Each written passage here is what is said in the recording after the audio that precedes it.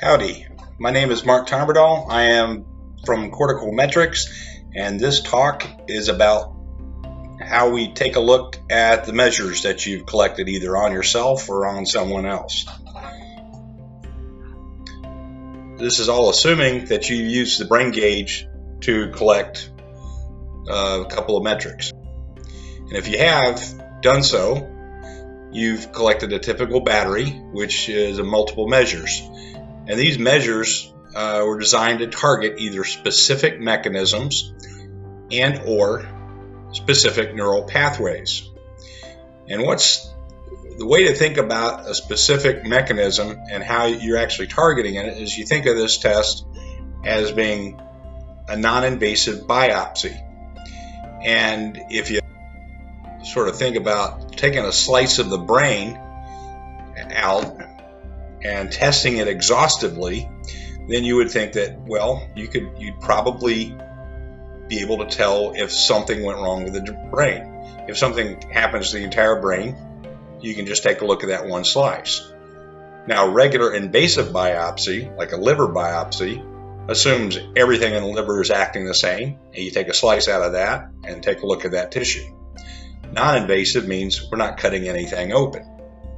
Well, anyway, your typical test battery might be composed of amplitude discrimination, timing perception, temporal order judgment, reaction time. And these all test different features of information processing, different things that the brain does. And like I said, these systemic alterations impact all parts of the brain. And their measures are focused on CNS information processing mechanisms, and they're sensitive to systemic changes. Now, pathway testing, a little different. And this is the part of the brain here that receives the input from the brain gauge, but it also can send those inputs places like the cerebellum. And different measures are sensitive to changes in these different regions. So if we were to look at a measure like timing perception, that is affected very much by how well the cerebellum is working. If the cerebellum's damaged, then that whole pathway is damaged. Likewise, another pathway influences temporal order judgment. Now, these are two timing measures that are somewhat different in that the cerebellum impacts the how long pathway, which is known as timing perception, and the when pathway, or temporal order judgment, is a whole different measure. Now, what we want to do is combine all the measures, and both pathway specific and mechanism specific all into one chart. And when we do that, if you take enough measures, then you start to get a fairly complete CNS profile.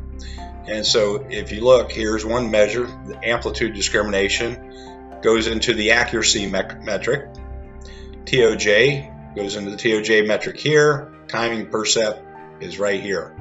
And so all these things combine to make a nice profile.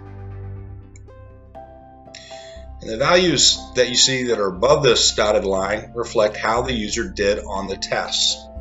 The values below this line are derived from computations about relationships between the different metrics. And then the data is plotted both in length and in color. So green would be very good, red would be bad. And this, we start out up here at the top looking at poor results. Then here we have mixed results because you have a couple of tests a couple of scores that came out all green. Then good results are typically what it looks like when you have all the results are good. One way that researchers are using these displays to see how well Cortical Metrics tracks recovery of individuals from concussion. This is an active area of research, and we're currently at over 30 sites doing this. Cortical Metrics are compared to other measures being commonly used. So let's take a look at some of those. SCAT is one of the other measures that we compare to, and in this case we're comparing to day 2, day 9, day 16, and then 3 months post-recovery. But in this case, day 2, they had a SCAT score of 11 and a SCAT score of 3 on day 9, and then symptom-free on day 16. So you see a bit of a correlation between, or a crude correlation between the higher the SCAT score, the worse the cortical metrics are. And once the subject's symptom-free, you also see a trend towards better recovery. 3 months post-recovery on this subject, symptoms or headaches returned. They were tested again, and it's clear enough that they obviously, that was consistent with cortical metrics evaluation. Next example shows the individual recovering from the first concussion, and then he suffered a second concussion. And so day 2 and day 16, that was sort of looked like a typical recovery. The second concussion occurred a month later, but it took a lot longer to get to full recovery.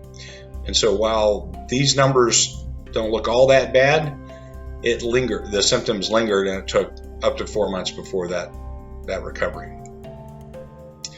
Third example is one where the individual is non-compliant with their concussion protocol. In other words, this person, 2 days, 5 days, and 10 days, they showed just a natural progression towards recovery.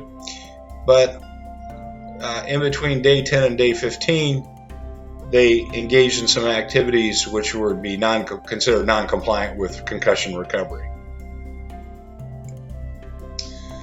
Clinical researchers are assessing cortical metrics to determine if they're good indicators of treatment efficacy.